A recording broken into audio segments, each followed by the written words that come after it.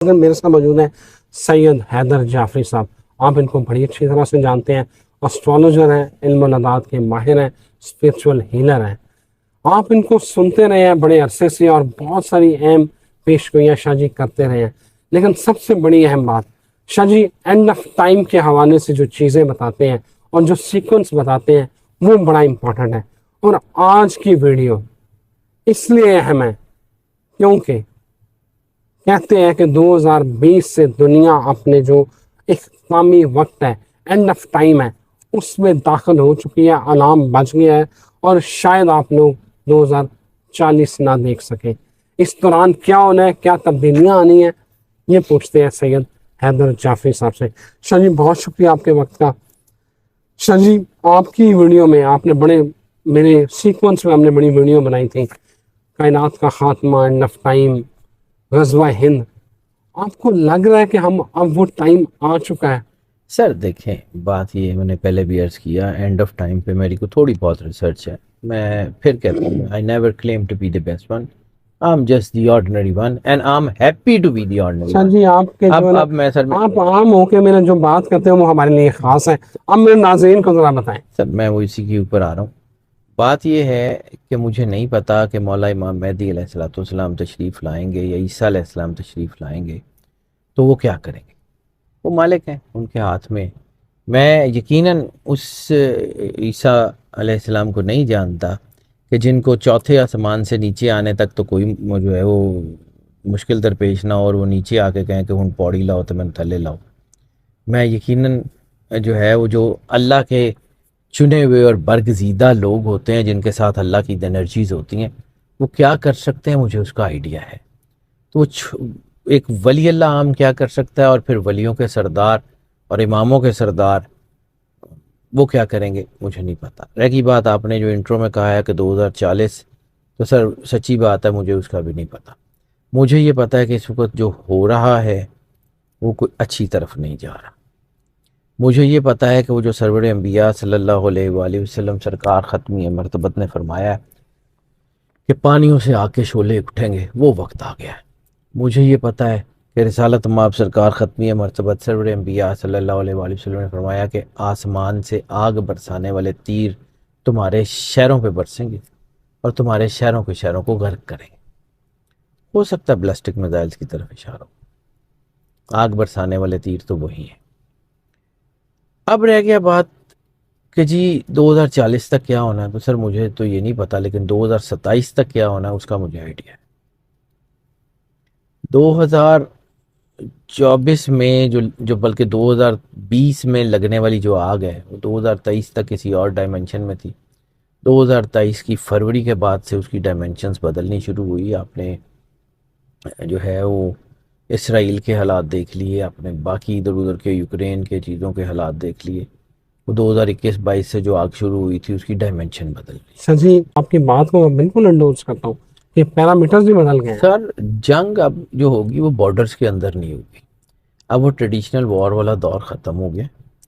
अब कहीं ना कहीं समुद्रों के अंदर से बैलिस्टिक मिसाइल दागे जाएंगे और बस चीज़ें इस वक्त किसी और तरफ जा रही हैं। हाँ, जो मैंने बात की थी आज से कोई मेरे ख्याल को 5 साल पहले अपने चैनल के ऊपर और फिर आपके चैनल के ऊपर कि 2021, 22 और 23 ये एक सीक्वेंस है, 24, 25, 26 और 27 ये एक सीक्वेंस है। 24 में जो सीक्वेंस है वो शुरू हो चुका है सर। और जो मेरी बात, जो मेरे ईमान की हद तक मेरा यकीन है और जो मेरी कैलकुलेशन मुझे बता रही है कि 2027 के ख़त्म होते होते मुसलमान एक बहुत बड़ी और स्ट्रॉन्ग और मुत्तहिद आइडेंटिटी के तौर पे ऊपर दुनिया में मौजूद होंगे। मुसलमानों के आपस के बहुत सारे मसाइल ख़त्म हो जाएंगे और मुसलमान एक यूनाइटेड पावर के तौर के ऊपर दुनिया में अपना आप मनवाने में काफ़ी हद तक कामयाब हो जाएंगे।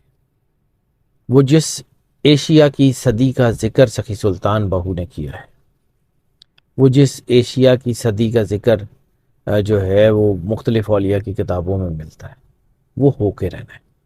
हजूर वासिफ़ अली वासिफ़ साहब ने जो कहा था कि पाकिस्तान नूर है और नूर को जवाल नहीं, तो ये नूर गहना ज़रूर गया था, इसके ऊपर नहुसत के काले साए ज़रूर आ गए थे, लेकिन एक वक्त आएगा ये हटेंगे। सूफी बरकत अली लुधियानवी रहमतुल्लाह अलैह बहुत बड़े सेंट हैं, और जो उन्होंने कह दिया वो यकीनन हक है, और उन्होंने होके रहना है। पाकिस्तान की हाँ में दुनिया की हाँ, पाकिस्तान की ना में दुनिया की ना होगी। अक़वाम आलम के फैसले यहाँ हुआ करेंगे। वो वक्त आ गया है। मैं बार बार बात करता हूँ, देखिए मैंने पहले भी अर्ज किया कि मेरे टू एर इज़ ह्यूमन, गलती हो सकती है, लेकिन मैं इतना भी शायद पागल नहीं हूँ कि मैं बार बार अगर गवादर गवादर कर रहा हूँ या गिलगित बल्तिस्तान का नाम ले रहा हूँ तो वहाँ सब सुकून और रावी चैन और अमन लिख रहा हो, और मैं बार बार कहता रहूँ शेर आया वाली कहानी मैंने भी सुनी। तो ये गवादर वाली बात आपने जितनी दफ़ा की है ना, अब गवादर से लेटेस्ट रिपोर्ट ये है कि वहाँ पर बाड़ लगाई जा रही है, फेंसिंग की जा रही है। वो बड़ा शोर उठा था, उसकी तरदीद में हुई, लेकिन अभी तक जो है ना गवादर के ऊपर हमारी गवर्नमेंट की पूरी नज़र है, पूरा उसको प्रोटेक्ट कर रहे हैं। सर बिल्कुल ठीक है, मैं आम सा आदमी हूँ, मेरे पास कुछ नहीं है, मैं तो कागज़ पे लेकिन देखता हूँ। आपने ये बात बहुत पहले की है शाह जी। सर ये मैं 3 साल से कर, मैं वही कह रहा हूँ ना। ठीक है। और मस्कत से उठने वाले शोले गवादर तक पहुँचते हुए टाइम नहीं लगेगा। अल्लाह अकबर। बस इससे ज़्यादा मैं आपको नहीं बता सकता, शाह जी। ठीक है। मुझे जो नज़र आता है वो कुछ और है, हालात किसी और तरफ जा रहे हैं। जंगें किसी का बॉर्डर देख के नहीं होंगी, जंगें होंगी। ये एकदम से कभी आपने देखा, बहुत हाइप थी, red hyper red hyper red hyper, कुर्बानी हो गई, एंज हो गया, गायब कहाँ हो गया वो एकदम से। यस। बहुत सारे सिनेरियो सर, मैं जिंदगी मैंने देखी है, मैं बहुत सारी चीज़ें भूलता नहीं हूँ। 4 ब्लड मून्स के बाद चीज़ें बदल जाएं मुझे नहीं लगता। ये बड़ी जंग टल जाए मुझे नहीं लगता। अल्लाह मौजज़ा कर दे, देखे मेरे हाथ में कुछ नहीं है, अल्लाह मौजज़ा कर सकता है, कुल कायनात का कारसाज है। जिस तरह हज़रत यूनुस अलैहिस्सलाम की कौम ने मुत्तहिद होकर तौबा करके अजाब टाल लिया था, हो सकता है हम पे ऊपर भी आया हुआ अजाब टल जाए। लेकिन चूंकि मुझे इस वक्त ना कौम का मूड वो वाला नज़र आ रहा है, ना अल्लाह की एनर्जी का मूड इस तरफ का नज़र आ रहा है कि ये चीज़ें टलेंगी, तो इसलिए डर खौफ तो ज़रूर है अंदर से। लेकिन इस बात का डर खौफ नहीं है कि मौत मौत कायनात की सबसे खूबसूरत हकीकत है, और मुझे अल्लाह के पास जाने से बिल्कुल कोई डर नहीं लगता। मेरे लिए तो ईद का दिन होगा जब मैं मालिक को जाके मिलूंगा, अल्लाह अकबर। ठीक है। लेकिन डर सिर्फ इस बात का है कि मरते वक्त कहीं वो हालात ऐसे ना हो जाए कि अपने मालिक से दूर हो जाए, अल्लाह अकबर। कहीं हालात ऐसे ना हो जाए कि मालिक से दूर हो जाए, वरना मौत तो कायनात की सबसे खूबसूरत खूबसूरत हकीकत है चीज। जी। इसमें कोई शक नहीं है, कोई डर नहीं है, कोई खौफ नहीं है। फिर क्या हुआ, शाह जी। जिस अल्लाह ने औलाद दी है सारा कुछ वो भी वो संभाल लेगा, आता है उसको संभालना। अल्लाह अकबर। बिल्कुल ठीक है शाह जी। शाह जी, आप एक बात करते होते थे, क्या ये अब मैं जानना चाह रहा हूँ कि ये वो वक्त आ चुका है, आप जब कहते थे कि अटक जो है वहाँ खून की नदी बहेगी, वो वाला हिस्सा उधर हो जाएगा। नेमतुल्लाह शाह वली ने कहा था, जी जी। नेमतुल्लाह शाह वली ने कहा था, मैंने अपनी मर्जी से नहीं, मेरे नेमतुल्लाह शाह वली ने बिल्कुल अटक के पुल का अतक का लफज, अतक क्योंकि टे अरबी की ग्रामर में नहीं है, अतक का लफज सरवर अंबिया सल्लल्लाहु अलैहि वसल्लम की हदीस में भी है, और मुफस्सिरीन इस बात के ऊपर काफ़ी कन्विंस हैं कि शायद यही इलाका है।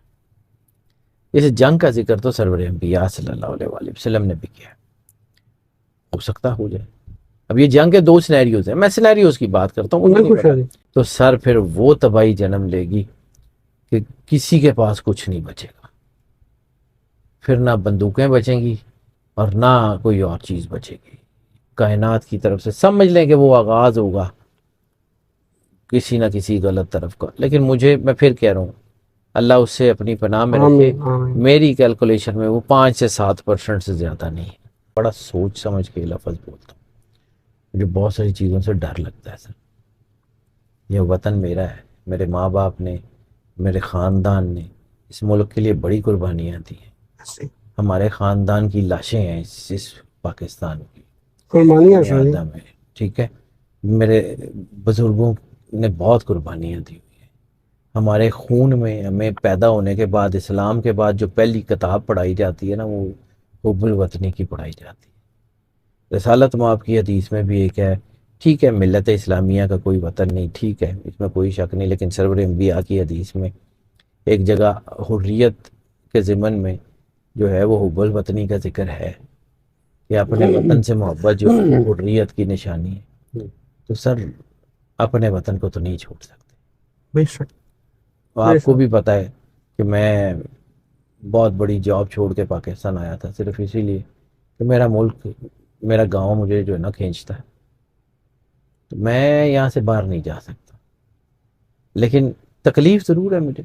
दुआ कर सकते हैं, कोशिश कर सकते हैं, इससे आगे कुछ नहीं कर सकते। अल्लाह अकबर।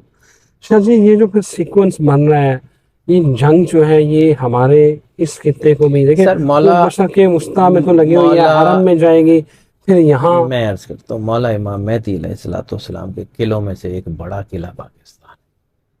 सरवर अंबिया सल्लल्लाहु अलैहि वसल्लम की एक हदीस है जिसके बारे में हमने बहुत सुना, बहुत मशहूर हदीस है कि रिसालत माब खाना काबा के दरवाजे के आगे खड़े थे, मुस्कुराए। सहाबा करम ने पूछा, या रसूलुल्लाह मुस्कुराने का सबब बता सकते हैं? फरमाया, मुझे लगता है कि मेरे पीछे इस्लाम का किला होगा, वहाँ से मुझे ठंडी हवा आ रही। तो खाना काबा के दरवाजे के सामने हमारा वतन है। पाकिस्तान आम सी टेरिटरी नहीं है, ये वही टेरिटरी है जहाँ से सरवर अंबिया सल्लल्लाहु अलैहि वसल्लम को ठंडी हवा आ गई थी।